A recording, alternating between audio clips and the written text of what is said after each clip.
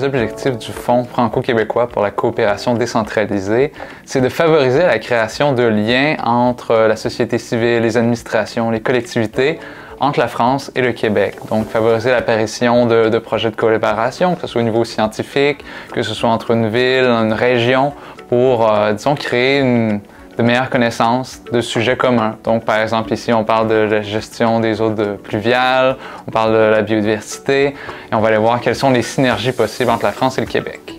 Ces programmes bilatéraux permettent d'associer chercheurs et gestionnaires, et on se retrouve pour des ateliers de travail en salle où on aborde des problèmes techniques et scientifiques, et puis on va aussi sur le terrain voir les ouvrages, en discuter, étudier les caractéristiques techniques, voir les améliorations que l'on pourrait faire, étudier les pistes scientifiques pour développer de l'innovation sur ce type d'ouvrage. Ces bassins, ces infrastructures vertes sont conçues d'abord et avant tout pour gérer les eaux pluviales, donc les excédents d'eau en temps d'orage.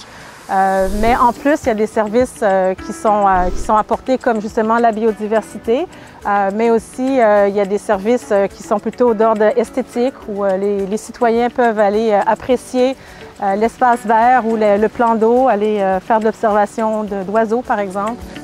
On va copier les modèles naturels qui fonctionnent, qui dépolluent l'eau, qui accueillent la biodiversité, qu'elle soit végétale ou animale, de l'oiseau au serpent jusqu'aux petits insectes. Donc on construit des solutions fondées sur la nature. Nous voyons des bénéfices concrets pour la métropole, qu'il s'agisse d'ouvrages de gestion d'eau pluviale ou d'aménagements plus modestes, qu'il s'agisse de nous ou de fossés. Le retour d'expérience et le partage d'expériences entre la France et le Québec est particulièrement intéressant.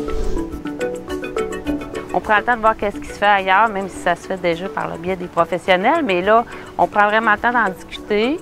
Puis aussi, avec les autres villes, bien là, on peut voir qu'est-ce qui se passe ailleurs, puis je pense qu'on a des intérêts là-dedans. Au niveau des chercheurs aussi, pour voir qu'est-ce qu'on peut faire de nouveau, qu'est-ce qu'on peut amener, innover dans nos pratiques, là, je pense que oui, c'est vraiment intéressant de partager tout ça, puis de voir où sont les enjeux aussi pour s'améliorer puis innover éventuellement.